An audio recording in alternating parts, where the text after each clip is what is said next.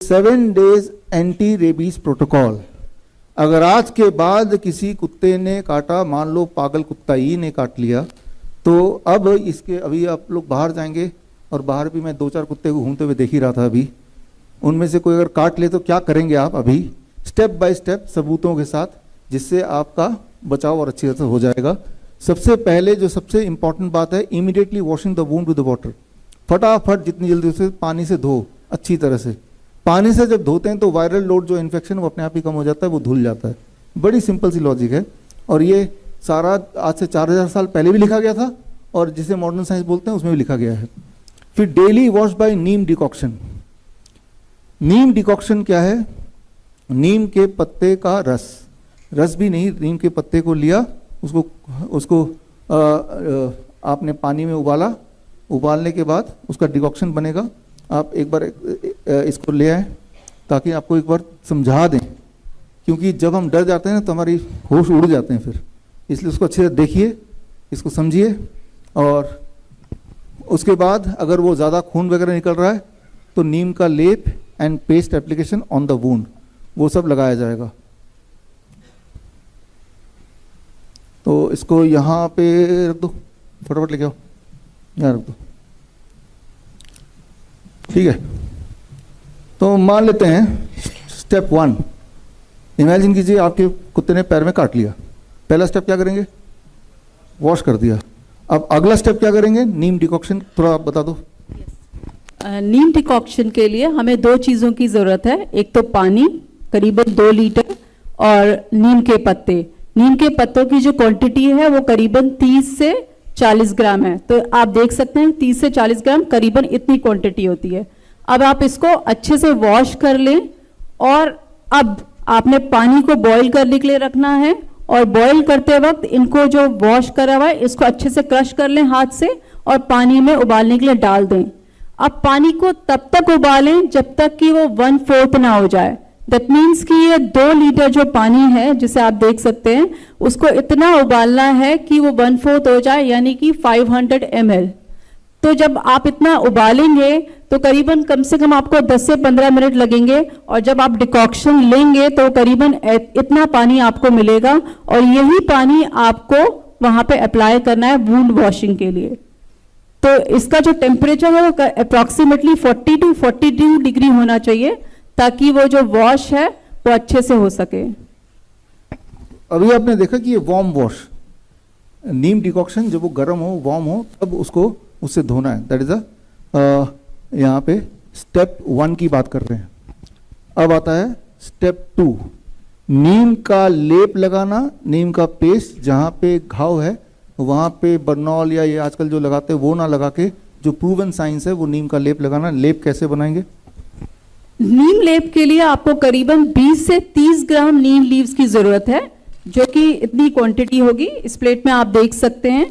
अब इसको अच्छे से वॉश करना है आपने और वॉश करके आपने इसको अब ग्राइंड करना है। आप खल में भी कर सकते हैं या फिर मिक्सी में भी कर सकते हैं।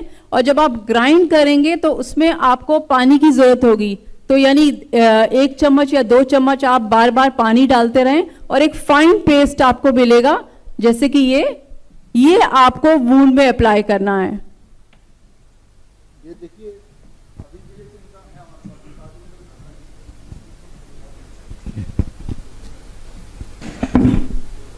ये तो हो गया हमारा स्टेप 2, क्लियर हो गया ना ये।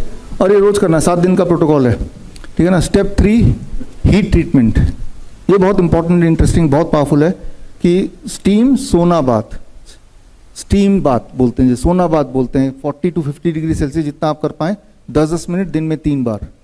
एक बात मैं बता दूं, ये सारा कुछ मेरी खोज नहीं है, मेरा ये उपलब्धि नहीं है, ये पहले से ही दर्ज है, वो मैं एविडेंस से दिखाऊंगा। मैं सिर्फ ये है उपलब्धि की मैं आपको बता रहा हूँ, राइट। तो 40 से 50 डिग्री सेल्सियस का steam bath for 3 times a day for 7 days। पहला दिन का पहला बात बहुत इंपॉर्टेंट है। लिटरेचर में लिखा है कि पहला बात से ही सारा वो वायरस खत्म खेल, लेकिन आगे ये भी लिखा है कि 7 दिन कर ही लो, to be on a safer side, है ना। तो अब चौथा स्टेप क्या है कि ओरल मेडिसिन। उस 7 दिन में ओरल मेडिसिन कैसे लेना है? एक तो नीम लीफ, नीम के पत्ते, नीम के पत्ते का पाउडर ले सकते हैं हमारे जो सर्टिफाइड नीम थेरेपी प्रैक्टिशनर उन सबको ये बात समझ आ रही होगी, आपने तो ये कोर्स में पढ़ा ही है। नीम के पत्ते का पाउडर 1 ग्राम पत्ते का powder for every 10 kg body weight. 40 kg का आदमी तो कितना ग्राम? 4 ग्राम दिन में 3 बार अगले 7 दिन के लिए, ब्रेकफास्ट से पहले, लंच से पहले, डिनर से पहले, ठीक है ना। तो वार्म वाटर में घोल के पी लेना है। या आप ये भी कर सकते हैं कि भाई हर 10 kg पे एक पत्ता खा ही लीजिए। तो यानी कि अगर मेरा वेट 70 kg है तो ऐसे 5-7 पत्ते मैं सुबह भी चबा लूँगा, लंच में भी चबा लूँगा, डिनर में भी चबा लूँगा। पाउडर की भी आवश्यकता नहीं है, पत्ते तो आप हरे वाले खा लीजिए। और साथ में जो सुश्रुत में लिखा है तिलकल्क, तिल की एक चटनी, उसकी विधि अभी आपको समझाते हैं। ये चटनी बना के आपको 7 दिन तक लेना है। तिलकल के लिए आपको 4 चीजों की जरूरत है। सबसे पहले तिल, काले तिल, और तिल का तेल, और ये गुड़, और लास्ट इंग्रेडिएंट है अर्क, अर्क का दूध। अब इनकी क्वांटिटी को देख लेते हैं। ये हमने तिलक बना रखा है। तिल को थोड़ा सा रोस्ट करके और पानी के साथ पीस कर हमने ये एक तिल की चटनी बना ली है। अब इसमें हमें तिल का जो तेल है वो करीबन हम लोग डालेंगे 2 चम्मच 10 ml के करीब।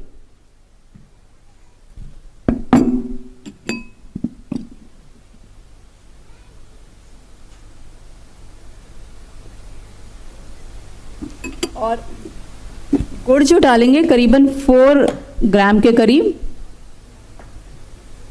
और जो अर्क डालना है वो बहुत कॉशियसली डालना है, बिकॉज ये एक मेडिसिनल का काम करेगी अगर आप डोज सही डालेंगे, अदरवाइज फेटल भी हो सकता है। तो इसकी 1 या मैक्सिमम 2 बूंद से ज्यादा नहीं डालना।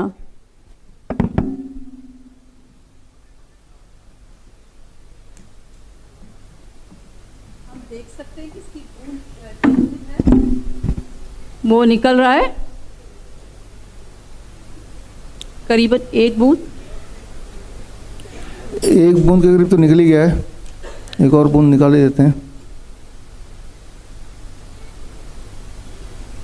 मैक्सिमम 2 बूंद से ज़्यादा नहीं होना चाहिए। और अब इसको बहुत अच्छे से मिक्स करना है। ये बड़ा टेस्टी सा चटनी बन गया है। कोई ट्राई करना चाहेगा अभी? जरूरी नहीं कि कुत्ता काटे तभी खाना है इसको, ऐसे भी खा सकते हैं। ये बन गया। कौन कौन ट्राई करना चाहता है आप में से? है कोई? आइए आइए, लीजिए, ये लीजिए, बताइए सबको कैसा लग रहा है। और कोई ट्राई करना चाहता है? आइए आइए, चटनी जब बनी गई है कैसा लगा ये बताया नहीं आपने? बहुत टेस्टी।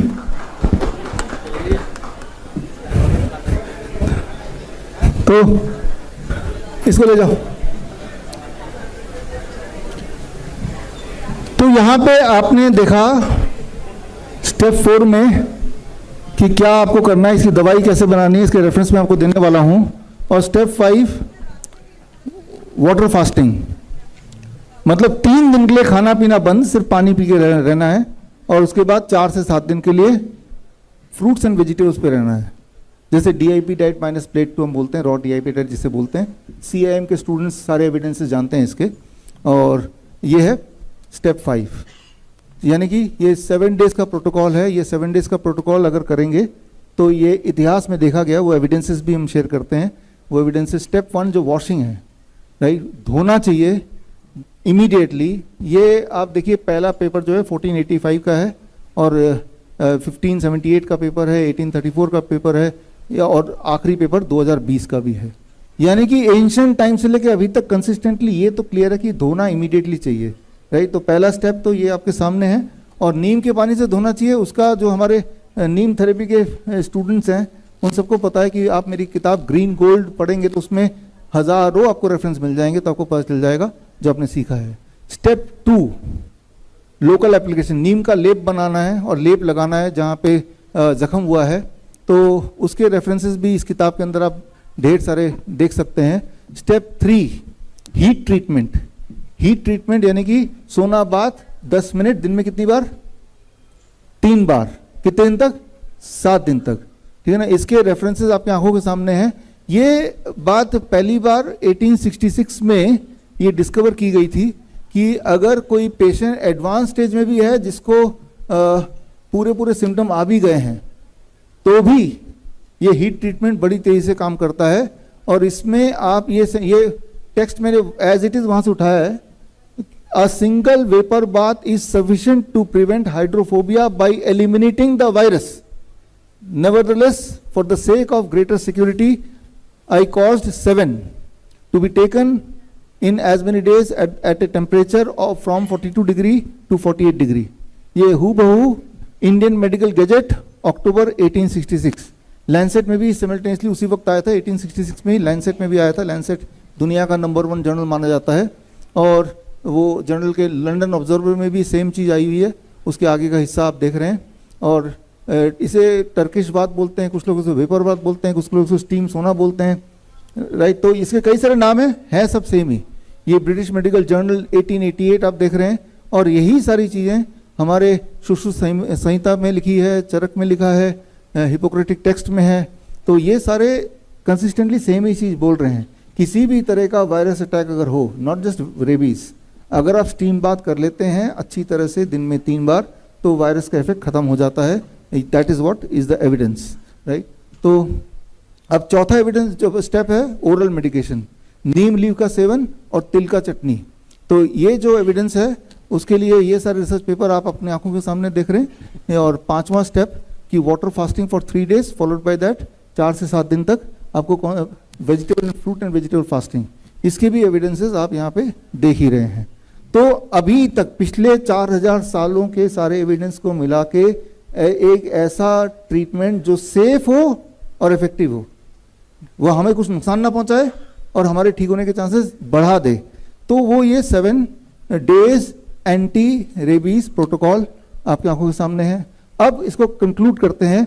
अगर अब कुत्ता काटेगा तो क्या करना है? द बेस्ट तो है कि 7 days एंटी रेबीज प्रोटोकॉल कर ही लीजिए, और उससे कम इफेक्टिव सिर्फ धो तो लीजिए कम से कम, उससे भी कम इफेक्टिव कुछ मत कीजिए, लेकिन वैक्सीन मत लगाइए, राइट। कुछ नहीं करना भी बेटर है, कुछ नहीं करना भी इलाज है यहाँ पे, कि आप उसको छेड़ नहीं रहे हैं वैक्सीन लगा के, राइट। तो यानी कि vaccine is a modern superstition. बड़ी से बड़ी बीमारी का आसान से आसान इलाज घर बैठे ही हो सकता है। अधिक जानकारी के लिए कांटेक्ट करें नियरेस्ट डॉक्टर BRC क्लिनिक।